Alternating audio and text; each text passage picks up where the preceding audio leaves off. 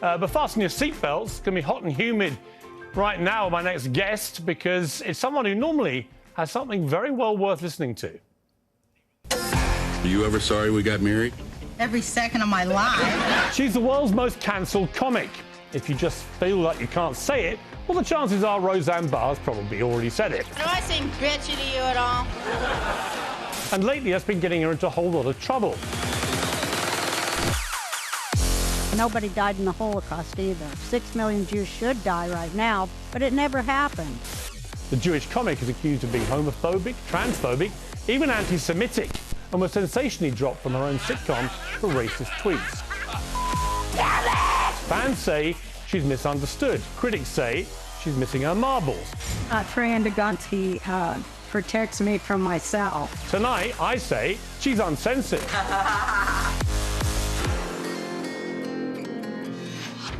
Well, I'm delighted to say I'm joined live from Texas by the host of the Roseanne Barr podcast. It's Roseanne. Roseanne, how are you? I'm great. How are you, Piers?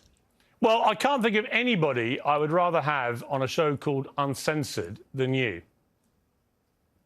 Of course, you're smart.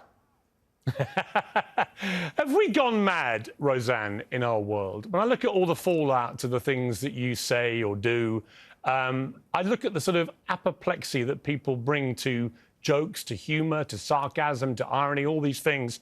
And I really despair. The very essence of comedy, for example, is being expunged from human life. Yes, it is.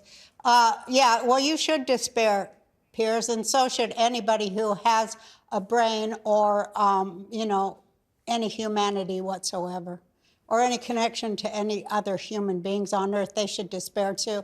I say that they are weaponizing stupidity, and people have sunk to such a level that they can't handle satire, because satire is when you take two disparate subjects and bring them together to defamiliarize reality, such as a poet does with words. Defamiliarize reality. And they cannot hold two disparate ideas in their head at the same time because they're fed bullshit 24/7 over the media.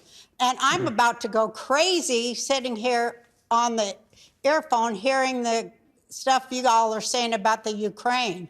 I'm about to have a heart attack, but I'm not even going to go into it. I'm from the Ukraine. There is a large faction of Nazis. I don't know if you know this, but there's a large amount of Nazis in the Ukraine, and they actually killed my whole family. I'm from the Ukraine, and they marched my entire family, grandmothers, great-grandparents, 10 siblings out into the forest and buried them alive in the Ukraine. So I don't understand why everybody's Ukraine. Well, I do understand, and that's also what terrifies me. People better wake up and do some research on their own instead of buying what comes across on the screen. And I try to shake them up, Piers. You're goddamn right I do. I try to shake them up and crack their mind control programming. I do it for God.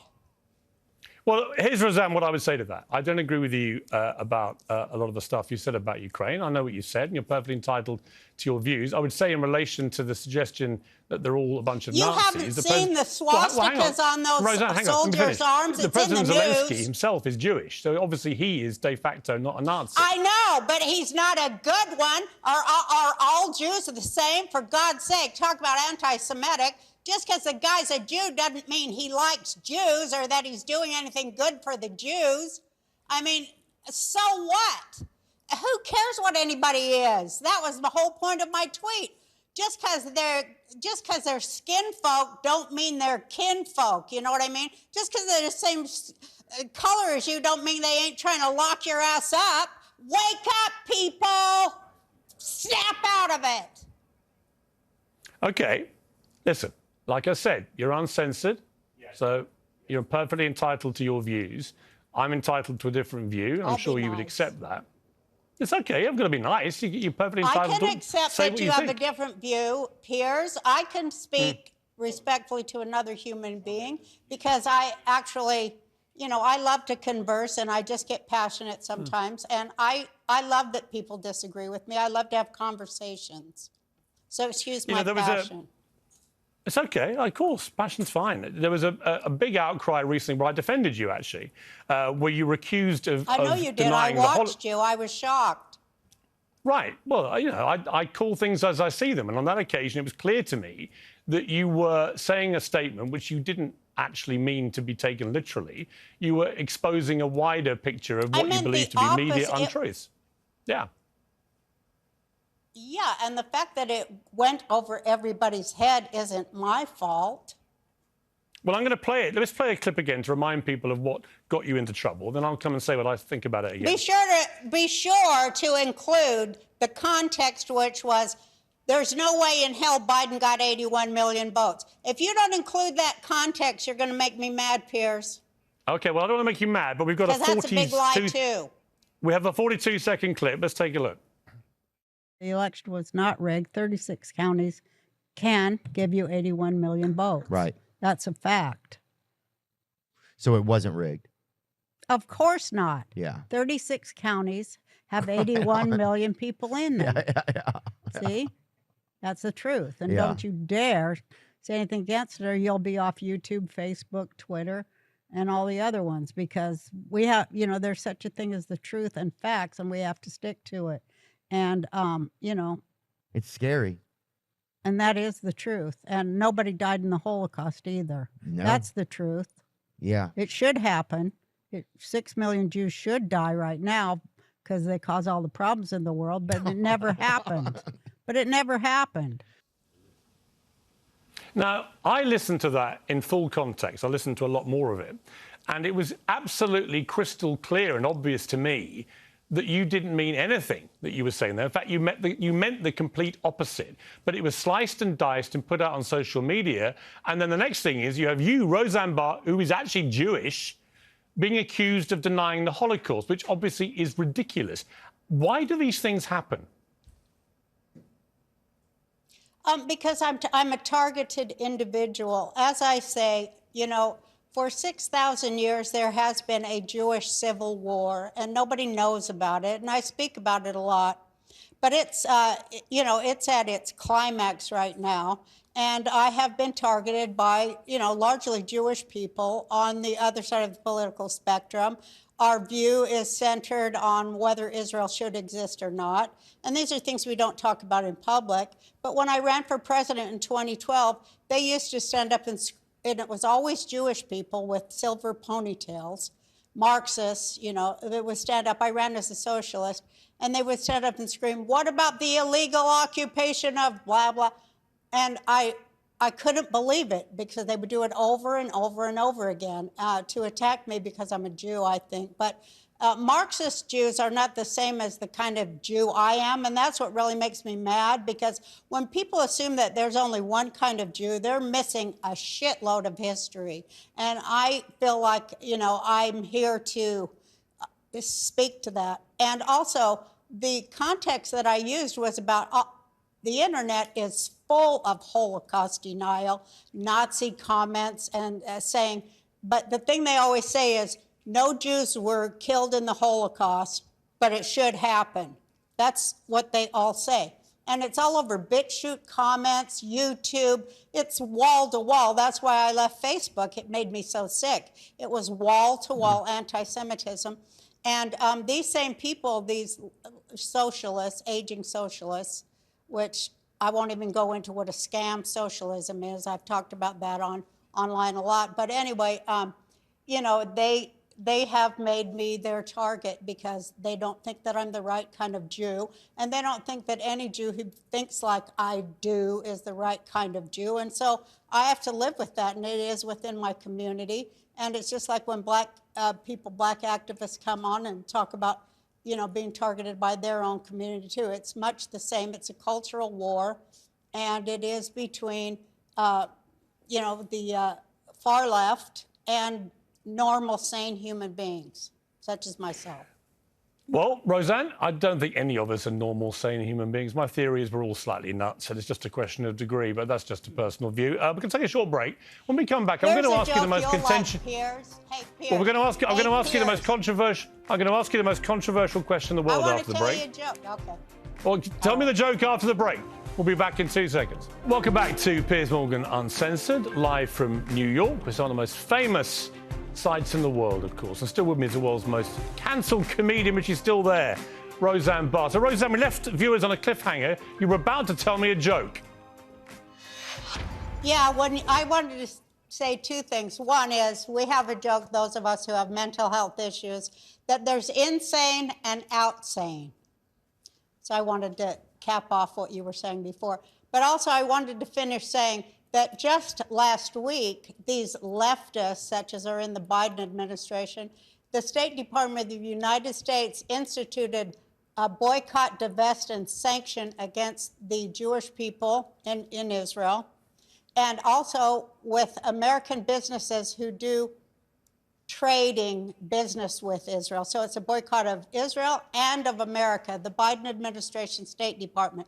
So there is never an end to their censorship, their jackboot on your face if you don't do what they want, and if the Jews don't do what they want. But I'm happy to say that for the first time in Israel and Knesset, there is not one progressive, nor is there one leftist in the Knesset, and the Jewish people in Israel couldn't be happier and feel that they've been freed from slavery. I just want to say that. That's fine. You've said it. What is the joke that you were going to tell me? That the people with mental health issues say there's insane and outsane. Oh, I see. I'm sorry. Those are the only two things. I thought you were making a serious statement about it. Okay, I get it. Now, listen, Roseanne, let me ask you the most difficult question in the world, apparently. What is a woman? How much do I weigh? No, what is a woman? A woman is me.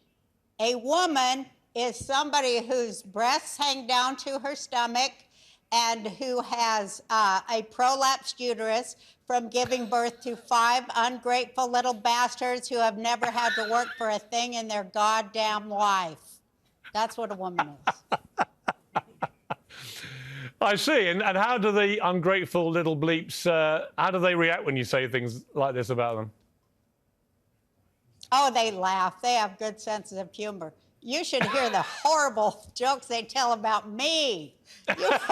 You wouldn't believe they have the worst jokes about me.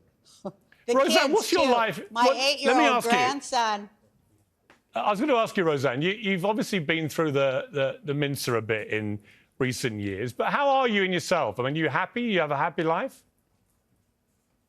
Yes, I do. I have a joyous, wonderful life. It's a bit hot down here. Woo! But yeah, I have. I